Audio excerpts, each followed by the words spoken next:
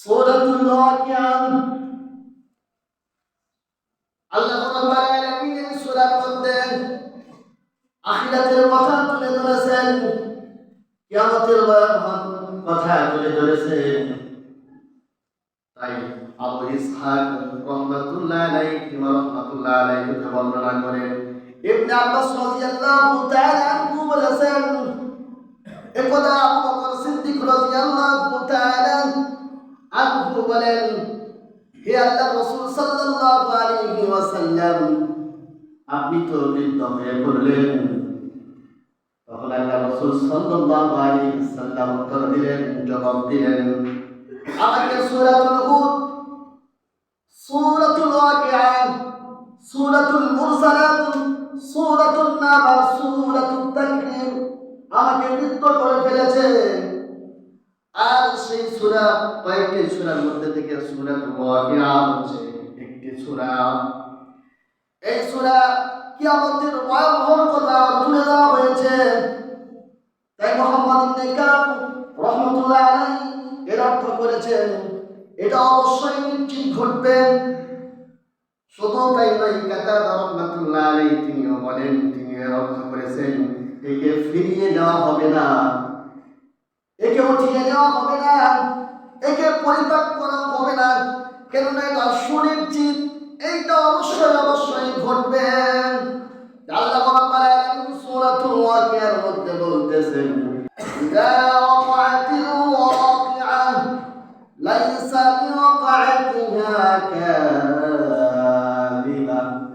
আল্লাহ সুবহানাহু ওয়া তাআলা বলেন,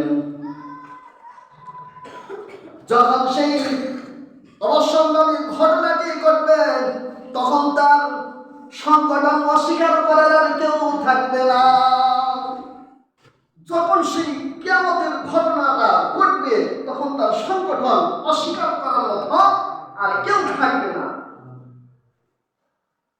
শুধু তাই নয়, আল্লাহ রাব্বুল আলামিন আরো জানিয়ে দিচ্ছেন, খাফিদাতুর রাফিআ। আল্লাহ সুবহানাহু ওয়া তাআলা বলতেছেন, সেই দিন এমন হবে, কোন মানুষকে সেই দিন উঁচু করা হবে, আবার কোন মানুষকে নিচু করা হবে। আল্লাহ রাব্বুল আলামিন বলেন, খাফিদাতুর রাফিআ। কোন মানুষকে নিস্তম এবং নিম্নতম করে তাকে জাহান্নামে নিক্ষেপ করা হবে। দুনিয়ার মধ্যে যদিও তারা সম্পদশালী এবং মর্যাদাশীল এবং শক্তিশালী ছিল, ঈমান দুর্বল হওয়ার কারণে, আমল না থাকার কারণে আল্লাহ রাব্বুল আলামিন ওই দুনিয়ার উঁচু, আল্লাহ রাব্বুল আলামিন তাকে নিচু করে তাকে জাহান্নামে নিক্ষেপ করে দিবেন। আবার কাকেও আল্লাহ রাব্বুল আলামিন ওই জায়গার মধ্যে, কিয়ামতের ময়দানের মধ্যে আল্লাহ রাব্বুল আলামিন তাকে উঁচু করে দিবেন। দুনিয়ার মধ্যে যদিও সে নিম্ন শ্রেণীর ছিল, মানুষের কাছে তেমন একটি দান ছিল না, ইজ্জত ছিল না, আল্লাহ রাব্বুল আলামিন ঈমানটা মজবুত থাকার কারণে, আমলটা বেশি থাকার কারণে আল্লাহ রাব্বুল আলামিন তাকে জান্নাতে প্রবেশ করিয়ে দিবেন। বলেন সুবহানাল্লাহ। শুধু তাই নয়, আল্লাহ রাব্বুল আলামিন আরো বলেন, ইযা রুজ্জাতিল আরদু রাজ্জা। যখন কিয়ামতের দিন পৃথিবীটা প্রবল কম্পনে প্রকম্পিত হবে, পৃথিবীর মধ্যে যা কিছু আছে সব কিছু যখন প্রকল্পিত হবে, যেমনি করে একটি চাদরের মধ্যে কোনো কিছু রেখে যদি লাড়াচাড়া দেওয়া হয়, এই পৃথিবীটা আল্লাহ রাব্বুল আলামিন যখন প্রকল্পিত করবেন, তখন তা এরকম লাড়াচাড়া করতে থাকবে, হেলতে দুলতে থাকবে।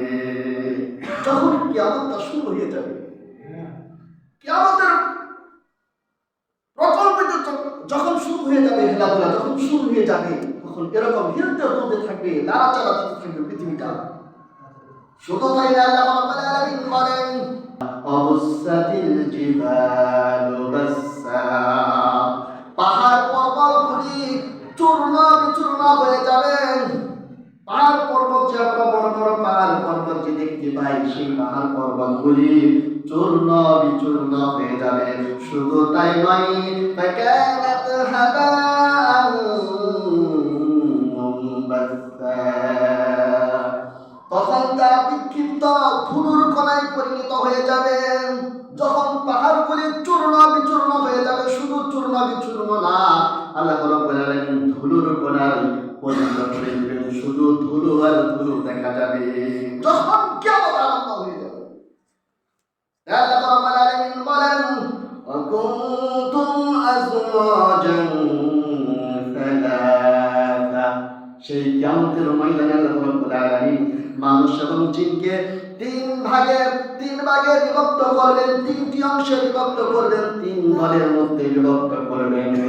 আল্লাহ রাব্বুল আলামিন বলতেছেন, وكنتم أزواجا ثلاثة, তোমাদেরকে সেই দিন তিন অংশে তিন ভাগে বিভক্ত করা হবে। আল্লাহ রাব্বুল আলামিন বলেন, প্রথম দলটি আল্লাহ তাআলার আরশের ডান দিকে থাকবেন, যেই দলটি হযরত আদম আলাইহিস সালামের ডান পার্শ্ব থেকে বের হয়ে এসেছিল। আল্লাহ রাব্বুল আলামিন তাদের আমলনামা ডান হাতে দিবেন, বলেন সুবহানাল্লাহ।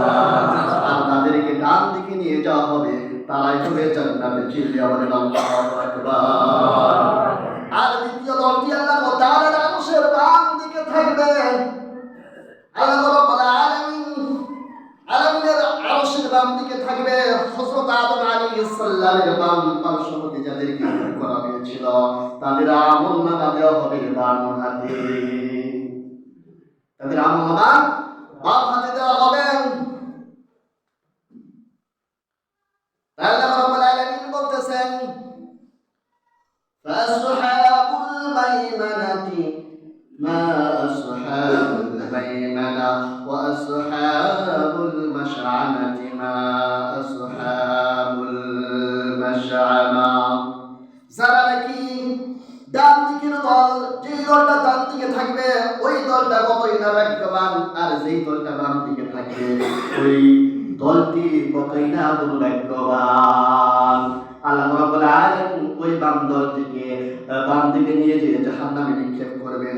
আল্লাহ রাব্বুল আলামিন সেই জাহান্নাম থেকে আমাদের সকলকে হেফাজত করুন, রক্ষা করুন, সকলে বলি আমিন। আমরা কেউই জাহান্নামের বাসিন্দা হতে চাই না, কেউ না। শুধু তাই না, আল্লাহ রাব্বুল আলামিন বলতেছেন তৃতীয় দলটি হবে আল্লাহ তাআলার আরশের সামনে থাকবে।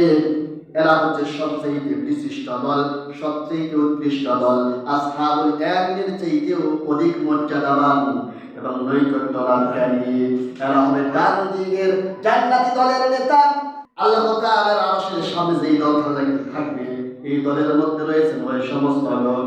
প্রথমে থাকবেন নবী, তারপরে থাকবে রাসূল, এরপরে থাকবে সিদ্দিকিন এবং এরপরে থাকবে শহীদগণ।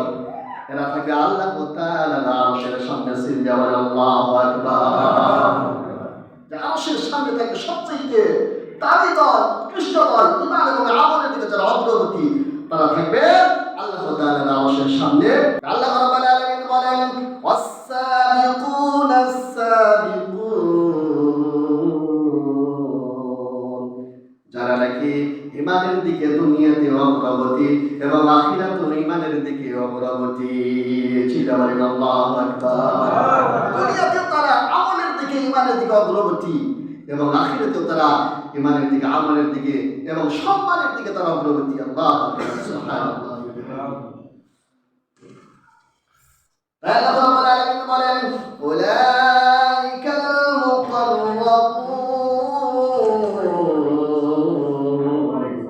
এরাই হচ্ছে আল্লাহ তাআলার নৈকট্য লাভকারী। এরা কি? এরাই হচ্ছে আল্লাহ তাআলার নৈকট্য লাভকারী। শুধু তাই না, আল্লাহ রাব্বুল আলামিন আরো বলেন, ফি জান্নাতিন নাঈম, আর তারা থাকবে নিয়ামতে পরিপূর্ণ জান্নাতের মধ্যে, যে জান্নাতের মধ্যে এমন কোন নিয়ামত নেই যে থাকবে না। সমস্ত প্রকারের নিয়ামত আল্লাহ রাব্বুল আলামিন তাদের জান্নাতের মধ্যে ঢেলে দিয়ে দিবেন। চলে বলেন সুবহানাল্লাহ। সেই জন্য আমাদের ঈমান এবং আমলকে মজবুত করতে হবে, যেন আমরা নবী রাসূল সিদ্দিকদের সাথে জান্নাতে যেতে পারি। সেজন্য আল্লাহ তাআলা কাছে বেশি বেশি তৌফিক এবং দোয়া করতে হবে, ঈমানটাকে মজবুত করার জন্য আমলের দিকে জুড়ে দিতে আমাদের দুনিয়ার লোভ লালসা ত্যাগ করতে হবে, দুনিয়ার পাচার থেকে আমাদেরকে দূরে থাকতে হবে, শয়তানের ওয়াসওয়াসা থেকে আমাদেরকে দূরে থাকতে হবে। তাহলেই না সেই সিদ্দিকিন এবং নবী রাসূলগণের সাথে জান্নাতে যাওয়ার সুযোগ হবে। সেজন্য আল্লাহ রাব্বুল আলামিন আমাদের সকলকেই যেন ঈমান এবং আমল নিয়ে নবী রাসূল সিদ্দিকিনদের সাথে জান্নাতে যাওয়ার তৌফিক দান করুক। সকলেই বলি আমিন।